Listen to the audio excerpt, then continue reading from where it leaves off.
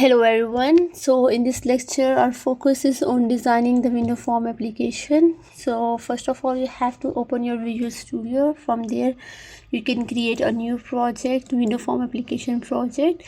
So after that a new form 1.cs design will be open. I'm going to give the title as image recognition YOLO. You can give any title according to your requirement. So after that I am going to select the font for my window form. So I have used Microsoft Yahi 14.25 pt and I have taken the style bold. You can use any font style, it's totally up to you. After that I am going to use the NuGet library. For that purpose just go to the tools and from there select the NuGet package manager, and this will open the new window, NuGet solution. Now go to the browse section, the search section, just add the name of the library. In my case I'm going to install emgu.cv, so I just put it here. And after that the latest stable version is 4.9, but my Visual Studio supported version is 4.4. so I have used this. Now just click the install button. After that you can see the log details that your application is being installed. So here we go. Now after that I will install the runtime.windows application. So just go to that emgu.cv.runtime windows, and after that click install. Now both of these libraries are being installed in our system. Now we will just move toward the form1.cs design section. So here we are going to design further. I'll just close that tab. Now what I need a picture box to show the live camera feed. So for that purpose just go to the toolbox. From there select the picture box. Now stretch it, drag and drop it accordingly that how much view you want to see for it. So I think this size is necessary, but if you have a full size window form application you can drag it more. Okay, after that I will take two buttons. One is for the starting the live camera feed, the other one is to stop the live camera feed. So I have just dragged the button from the toolbox and I am giving it text as start. So now I will take another button and I will just put the text stop on it. So I'm going to drag it, go to the properties. From properties just give it a text. Now we have one picture box and we have two buttons. So this is the basic functionality which we get right now.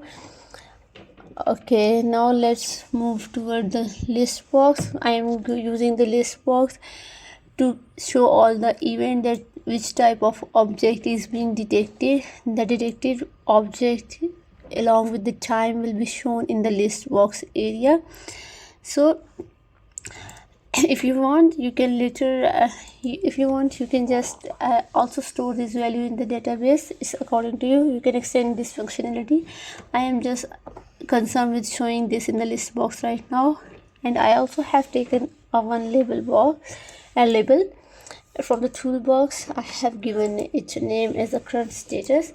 So now my window form application is complete. It consists of one picture box, two button, one list box for all the detection values, and one label which will show the current status that of the live camera feed. So now I'm going toward the coding section. Just double click the form and you will get the form 1_load event. Now let's go to the coding side. Okay, now I am going to initialize variable. So inside the class form1, what I am going to do, I am going to give the variable. I have initialized the variable private net_net.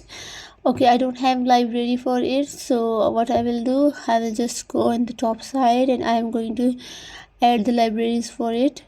Okay, just go there on the top where all the libraries are present which have using system.windows.form and other libraries. Just add the images cvl library over there. For that purpose, the syntax which you are gonna use it is using emgu.cv. okay, now I have still the exception with the net, so I am going to parse this as well. For that purpose, okay, I am just going to add the DNN library so that this exception will be gone. So I will use that using emgu.cv.dnn. After that, I am going to add the structure of emgu.cv.structure library. Okay, after that, what I am going to add, I'm going to add system.drawing libraries. So now all libraries have been added. So after that, we will move toward the class section. Here we are going to initialize the variables. So first we have initialized the .net_net of net class. Now we are going to initialize the video capture. This video capture variable is used to capture the live feed from our IP camera. Either you can use the camera of your system or you can use the IP camera. For IP camera, you have to give the IP address of your system, and if you are using the system embedded camera, for that purpose you will just use the capture class. You don't need to pass any URL in your variable. So now after that, I am going to initialize the array type of string, and I am giving it a name as class name. So we have one string variable which is underscore class names, and after that I'm going to initialize a timer. So I think I don't have initialize the timer in the window form. So for that purpose, I will just go to the window form section, and from there select the timer and drop it into your window form application. So by this purpose, the timer will be initialized also in your project. So now we will go inside the form 1 section. Inside that we have the initialize component already. Now we are going to call another function which is load YOLO model. Okay, the purpose of this function is to call the YOLO model variables, to call the YOLO model weights, the cocoa names and other things, so that the model will be initialized in our project, and we will perform the object detection action. So now I am going to create a function with the name load YOLO model. So for that purpose, I have used the syntax private void load YOLO model, and now I'm going to